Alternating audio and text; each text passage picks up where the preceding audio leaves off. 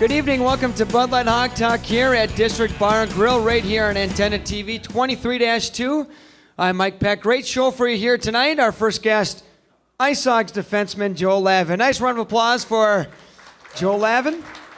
Lavs, thanks for hopping on.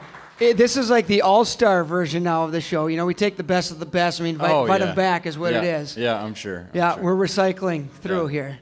Good. Is what we're doing. Thanks for having me, Peck. Well, thanks for coming back. I appreciate it. Yeah, no problem. Thanks for having me. Well, the hockey team's still playing some good hockey here, and this is gonna be a fun time of year to be playing hockey, isn't it? Especially when you're in the thick of a playoff hunt. Yeah, absolutely. I mean, this is. I've only been here for 2 years, but last year you made a pretty good push at the end too. So hopefully we keep this going in the right direction. Now, talk about the difference of the professional playoff push compared to maybe what it was in the NCAAs when you were at Notre Dame or Providence there. I mean, is there much of a playoff push there, or is it all of a sudden you're in the conference tournament, which basically leads to the NCAA tournament? Well, the good thing about pro hockey is you have a couple off weekends or a couple off games. You can kind of bounce back from that. But in college, you only play, 36 games, sometimes 40. So, you string together 2 bad weekends and you're kind of out of the playoff picture. So. And with the rankings and stuff, they do, against teams under consideration, based on rankings and things like that. So if you lose to a good team, you're pretty much in the hole right away. So pro hockey, there's a little bit more leeway. A little bit more desperation maybe in college hockey, right? Yeah. And I think we're seeing that this year in the NHL because the season is a bit shorter, but it's a different type of urgency, right, when you're playing in the NCAAs. Oh, yeah, definitely. I mean, the urgency is still there in pro hockey, but like I said, you just have a little bit more time to work with. Now, Jeremy Moore and Ted Dent also on the show here tonight, and a little ironic, we have 2 Americans on the show. We got the brackets in front of us, of course, with the sister station, WIFR will be broadcasting the NCAA tournament here later on this week. We'll talk a little bit about that. You're a Notre Dame alum, Fighting Irish in the bracket here. We'll talk about that here. Yeah, I see some people from St. Patty's Day still hanging out here at District from the reaction in the stands. Is St. Patrick's Day a big deal at Notre Dame? It is. It's a big deal everywhere, but I'm just thinking, Fighting Irish kind of goes hand in hand. It's just another excuse, right? Yeah, a lot of pride. Yeah, a lot of pride. Yeah. It's kind of like Chicago, right? Yeah. It's any excuse, I guess, to have a good time. Yeah, is what it is. Anything for an excuse. Now, talk about your season here. You had to battle through an injury that you sustained Thanksgiving weekend. Have you ever had an injury during your playing career? Before this one, of course. My draft year, senior year of high school, I separated my shoulder. I was out for 8 weeks. I didn't have surgery or anything. It was borderline. I probably could have used it. I would have come back a little bit stronger.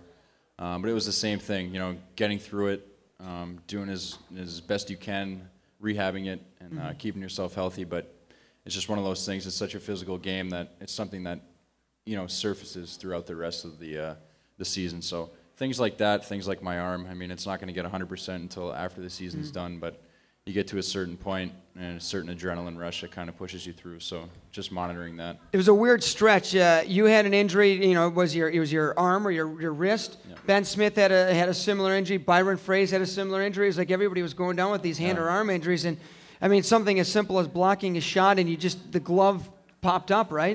Something as fluky as that, right? I mean, there's only like a 2 or 3 inch space where there's no equipment, so I mean it was kind of a freak thing. And you went out there and you tried to play through it in that game in Lake Erie, right? Yeah. What's wrong with you? I went out for another shift, and I guess the only thing I did was check my grip strength, and I never really rotated. And Popper sent me back over the boards, and I guess Teddy was freaking out because I couldn't hold my stick or anything. So I came off, and we thought maybe there was a hairline fracture there. And taking that bus ride back from Lake Erie wasn't too enjoyable, the 8 hours on the bus, but I got back and sure enough it was broken all the way through, so it ended up being worse than we thought. Yeah, hockey players, and I don't know if it's because the adrenaline and just the nature of the sport. I mean, you look at baseball where there's so much downtime, and even basketball when you're in and out on the bench, and football in between plays. I don't know what it is about hockey players, but hockey players really seem to kind of push the envelope when it comes to playing through injuries. And we've seen it several times, whether it was your situation, Brandon Svensson actually got backboarded out of a game, got medically cleared at the intermission and came back and played in the third. I mean, you guys are a little crazy. I don't know what it is. Maybe you're right. Maybe it is the adrenaline rush, but it's just a physical game, and we're used to being, pretty dinged up every day, so it's really nothing different. Joe Lavin, our guest here to kick off Bud Light Hog Talk here on Monday night. We're out here every Monday from here until the end of the regular season. And, of course, you can watch the re-airing of Hog Talk every Tuesday on Antenna TV 23-2. Two-game weekend coming up. You guys have had some three-game weekends here. And, you know, this is the time of year you want to be on the ice. And you look at, you know, the Chicago Wolves who have 3 games in hand on the IceHogs. They're going to be playing a lot of games from here on out, where 2 games for the IceHogs this week and then 2 games the final week of the regular season. Not quite to the, I guess, comfort level of controlling the old fate here when it comes to the playoff push, right? Yeah, but it's good in a way, too. We've done really well the last 3-3s that we've had, you know, with the chance to take all 6 points. But that's a really difficult thing to do.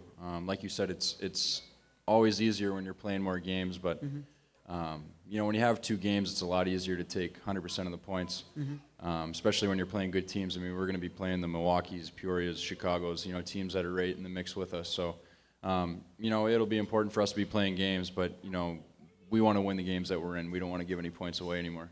This is your second year in pro hockey. What has been the biggest eye-opener for you about the pro game? It's just about staying healthy, taking care of yourself, taking care of your body. You know, I've been out quite a few games this season, whether it's, you know, being a healthy scratch or being injured. You know, that's just part of the game. With the lockout, with guys coming down, it's just I've learned that you have to be ready in all situations.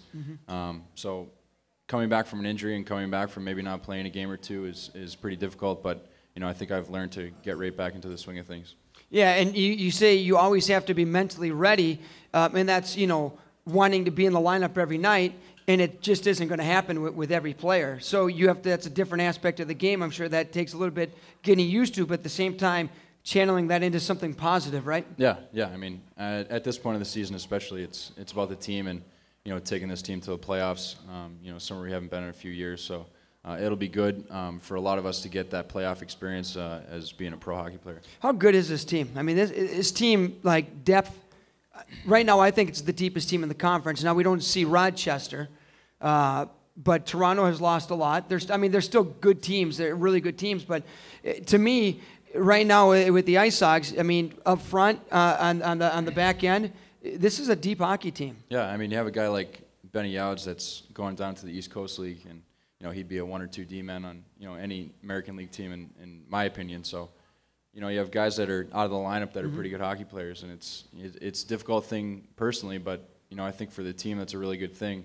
If somebody goes out, gets suspended or gets injured or something like that, you have a guy that can jump right in. And not only do we have a talented team, but we're really close too. Guys like to hang out together.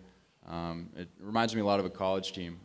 You know, we have some older guys, but, you know, the main core is a group of young guys, just all working for the same thing. So it's been a lot of fun. Now, Steve Montador got sent down to Rockford last week, of course, a defenseman. Now, you know, the fans get excited because they get to see a guy that, you know, played in the Stanley Cup Finals, has been an NHL vet. He's played, you know, 600, 700 games in the NHL, hasn't been in the AHL since 2002, 2003. As a player, you see a guy like that come down, you know, to get some, you know, legs under him and get some games under his belt. How much do you get excited to see a Steve Montador come into the lineup? Oh, it's good. I knew Monty a little bit before. I had a few dinners with him over training camps and stuff, and a lot of those guys are just unbelievable guys. You know, they love the game. They don't care where they are. They just want to play. They treat everybody with respect. You know, whether you're an American League guy or in the NHL. So, and he's a great player, obviously too. So it's good to watch a guy like that. Like you said, he has a lot of NHL experience. You know, all of us aspire to be at that level, and yeah, it's been good having him around. Joe Lavin, our guest here, first guest here on Bud Light Hog Talk out here at District. Now, you're from Massachusetts, and I have to ask you, how come you don't talk funny like Jimmy Hayes? I don't know. Is there like some, like, you know, invisible line like there is in Illinois? You know, you get just a little salty here, you start talking funny too. Yeah. I don't know what it is. Is it like that in Massachusetts too? Oh yeah, for sure. Caw? You don't say any of that funny stuff? No, not like Jim. Did you just like go away or something? Like during like the vocabulary, you know, well, I've been away from development home. Time, and you got the Midwest dialect going, or what? Yeah, well, I mean, I've been away from home since I was 16, so it kind of just starts to fade. But once I go home and I start talking to my mom and Like on the phone? I know, I always get made fun of them. People could tell when I talk to my family because I sound even more Minnesotan or Canadian than I normally do. Yeah, my mom and her sister and my grandmother, they sit at the table and you can't even understand a word they're saying, so it's pretty funny. Now, I mentioned your route to kind of get here, Providence College for a couple of years, then you went to the University of Notre Dame. And I guess talk about going to Notre Dame. I mean, I don't know what the perception is of Notre Dame out east, and I'm sure it's very similar what it is in the Midwest, but there's a different aura about Notre Dame. And, I've been on the campus a couple of times, and it definitely changed being on campus, but there's always that mystique about, about the school in general. A lot of it comes from the football team. But talk about going there, not only that, but being part of the, the athletic department and playing hockey there at a time where the hockey team was thriving, and they still are. Yeah. I left Providence. I went back to the USHL to play. I was planning on visiting a bunch of schools that I hadn't looked at before. I knew that I wanted to go back closer to home and passed up on Notre Dame and some schools the first time around. So I went back. Notre Dame was my first visit, and I didn't want to go on another visit after that. Just the campus, everything it's just so nice. It's a pretty magical place. It has a lot of history. It's a great school. A lot of great people that have been through that school and that work there. The athletic Ben Simon. Yeah, except for Ben Simon. No, no, but the athletic department, I mean, they pump money into that place. Everything's top of the line. Everybody really cares. The athletic director, Jack Swarbrick, he's unbelievable. He's done a great job with everything that's going on there. Jeff Jackson, my coach, he's done light years for that hockey program with the new rink and stuff. And guys like Steven Johns, and they have a bunch of guys at that school that are all young and good NHL prospects. So it was a lot of fun. I wish I had spent more time there, but I think it was a blessing for me to go back and be able to play there.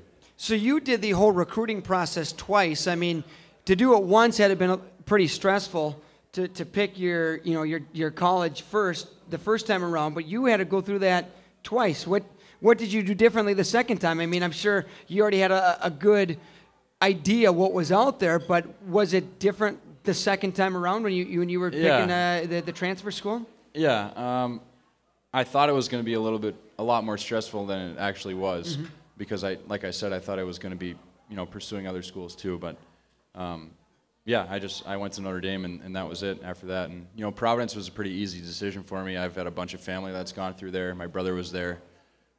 So that was something that I really wanted at the time. It didn't work out. But yeah, it was the hardest part was keeping up credits-wise, because you forego a year. You sit out a whole year, and I had to go to a community college and take classes and make sure I was keeping up. So that was actually the most difficult part, but the actual decision on going to Notre Dame was pretty easy. Now, I would think the options would probably be a little bit limited when you're going into your junior year, just because if you're a freshman, they could say, well, we can redshirt you, or we can just kind of work you in. But if you're a quote-unquote older guy, teams are already kind of looking ahead, right, when they're working in a 4-year window. Was the options a little bit more limited, or were you pretty much dead set in Notre Dame? I mean, I was supposed to go on, visits to 4 schools. Everything just kind of happened right away.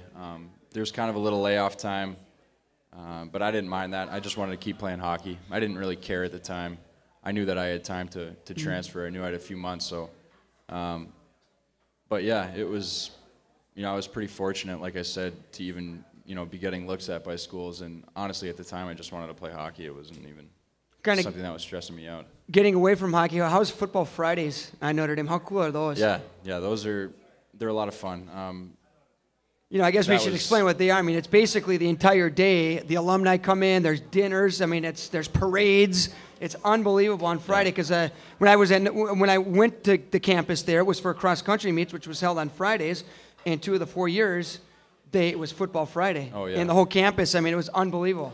Yeah, for a big school like that, there's only probably 8,500 undergrad students, and the campus is enormous. And you have 85,000 people that are coming in for the game, and it's like the place is just a zoo. There's just cars, tailgates everywhere, and just the alumni support is just tremendous, and it always makes for a good weekend. Did you look at the brackets at all today? Yeah, I did a little bit. Where do you got the Irish going? Where are they bowing out? Where are they bowing out? No, well, they'll probably win the national championship. No, I don't know. I think Iowa State's actually pretty good. I like tough draw in the first round. I guess I can't really like Miami. It doesn't really make a lot of sense. No. I do like Miami a lot. Yeah, that's actually one of the teams I like too. Now, Yeah. I guess, as a pro hockey player, how much do you guys get time to pay attention to other things? We have plenty of time to Yeah, look at so this. you know everything. I should actually yeah. be coming to you for scouting reports, is that? Oh, yeah. One of my best friends from home, I actually just tweeted at him. I told him to stick by his phone because I needed some help with my bracket. The guy's he's like an ESPN analyst. Like, it's unbelievable. No, but I've had some pretty good luck with these things in the past. But I kind of just... It's all luck. Yeah. No, I'm not good. You'd be surprised, though. There's a lot of people that know a lot about, like, a Now, remember San Diego last year State. we did that promotion last year. You and who was the other guy? We were trying to... Phrase, I think. Byron Phrase, Yeah. who I don't even think he knew the basketball was round. Yeah. He beat me.